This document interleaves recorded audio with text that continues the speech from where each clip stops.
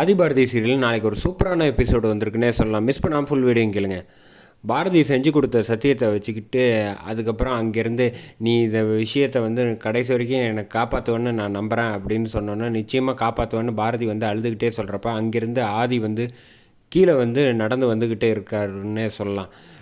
அந்த சமயத்தில் பாரதி ஆதியை பார்த்து தவியாக தவிச்சுக்கிட்டு இருக்காங்க. பட் இருந்தும் அங்கேருந்து ஸ்லோ மோஷனில் கீழே கார் பார்க்கிங்க்கு வந்துடுறாங்க.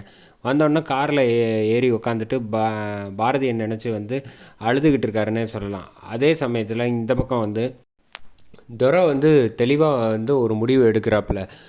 இந்த விஷயம் நல்ல வேலை நல்லபடியாக முடிஞ்சது வரைக்கும் சந்தோஷம் அப்படின்னோன்னு என்னடா சொல்கிற அப்படின்னு தனம் கேட்டானே. பின்ன என்ன பண்ணுறது, அவனுக்காக இவ அடிபடுற லெவலுக்கு இருந்திருக்கான்னா இந்த விஷயம் அப்பாவுக்கு உடம்பு சரியில்லாமல் போனதுனால இவங்க 2 பேரும் பிரிஞ்சது நல்ல விஷயந்தான். அதனால் எனக்கு நல்லது தான் நடந்திருக்கு, நம்ம குடும்பத்துக்கு நல்லது தான் நடந்திருக்கு.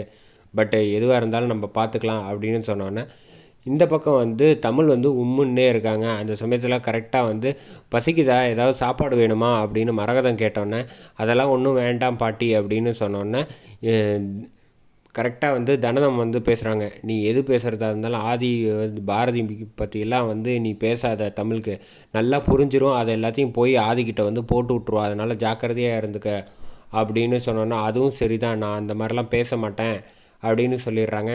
இந்த பக்கம் ஆதி காரில் அழுதுகிட்ருக்கப்ப கரெக்டாக பாரதி வந்துடுறாங்க. பாரதி வந்தோடனே ஆதி கார்லேருந்து இறங்கிட்டு பேச ஆரம்பிக்கிறாங்க.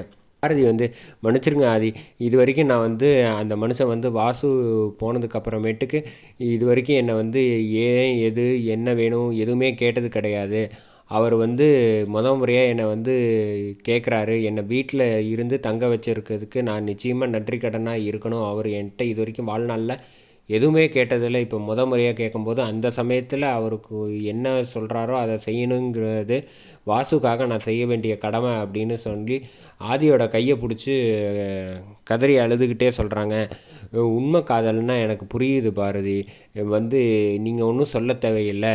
உங்கள் காதலை நீங்கள் சொல்லியும் கடைசியில் எனக்கு ஏற்றுக்க முடியாத நிலைமையில் என்னை கொண்டு விட்டாச்சு. நீங்கள் தைரியமாக சந்தோஷமாக வாழுங்க அப்படின்னு ஆதி சொல்கிறாங்க. என்னை மன்னிச்சிட்டு நீங்கள் இன்னொரு பொண்ணை கல்யாணம் பண்ணி சந்தோஷமாக வாழணும் அப்படின்னு சொன்னோன்னே இங்கே பாருங்கள் பாரதி, அதை சொல்ல உங்களுக்கு உரிமை கிடையாது. என் காதல் உங்களை தொந்தரவு பண்ணாது தவிர மற்றபடி நான் எப்போதும் எப்படி இருக்கணுங்கிற விஷயத்தெல்லாம் நீங்கள் சொல்லக்கூடாது. இப்போயும் கூட எனக்கு உங்கள் மேலே ஒரு துளி கூட வருத்தமே கிடையாது.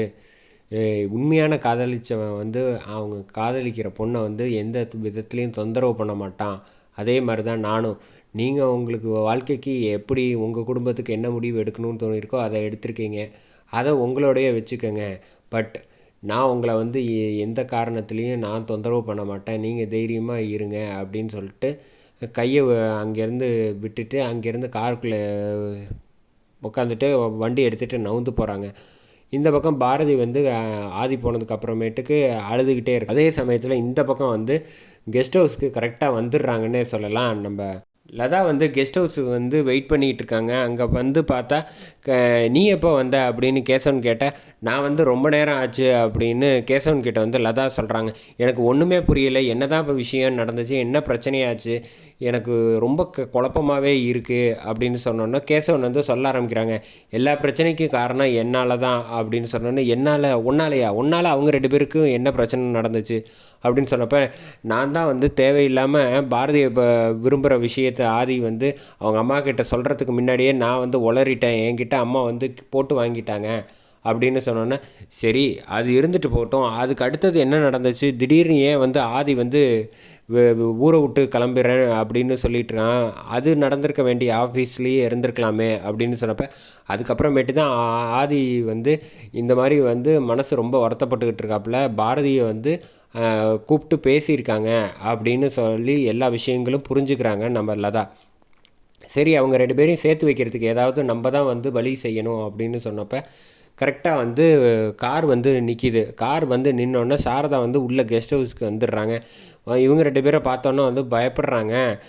சாரதா அம்மாவை பார்த்த என்ன சொல்கிறது அப்படின்ட்டு. நீங்கள் ஒன்றும் பதட்டப்பட தேவையில்லை. அம்மா என்னம்மா திடீர்னு வந்திருக்கீங்க, சென்னை போகிறேன்னு சொன்னீங்களே அப்படின்னு கேட்டேன். சென்னை போகணுன்னு தான் நினச்சேன். கடைசியில் வந்து கொஞ்சம் போக முடியாத லெவலுக்கு பிரச்சனை ஆகிப்போச்சு அப்படின்னோடனே என்னன்னொன்னே ஆதியை வந்து இந்த மாதிரி 4-5 பேர் வந்து அடிக்கிற வந்திருந்தாங்க. அந்த சமயத்தில் வந்து பாரதி தான் வந்து காப்பாற்றினா அப்படின்னு சொன்னோன்னே, அப்படியா அப்படின்னு சொன்னோன்னே, பாரதியை வந்து நீங்கள் 2 பேரும் சரியாக தான் புரிஞ்சு வச்சுருக்கீங்க, நான் தான் வந்து தவறாக புரிஞ்சுக்கிட்டேன். பாரதி ரொம்ப ரொம்ப நல்ல பொண்ணு, நான் வந்து அப்படின்னு சொன்னோய் கேஷுவலாக பேச ஆரம்பிக்கிறாங்க. ஆதிக்காக வந்து நான் பாரதியை வந்து நிச்சயமாக ஏற்றுக்கிறேன். ஏன்னா அப்படி ஒரு நல்ல பொண்ணு வந்து என் பையனுக்கு வந்து கட்டி வைக்கிறதுல வந்து இத்தனை நாள் வந்து நான் விட்டதே தப்புன்னு என்னோடய தவறை வந்து நான் புரிஞ்சுக்கிட்டேன் அப்படின்னு ஆதிக்கும் பாரதிக்கும் கல்யாணம் பண்ணி வைக்கலாம் அப்படின்னு நான் முடிவு எடுத்திருக்கேன் அப்படின்னு சொல்கிறாங்க. கேசவன் ரொம்ப நல்ல முடிவுமா அப்படிங்கிறாங்க. அதோட எபிசோடு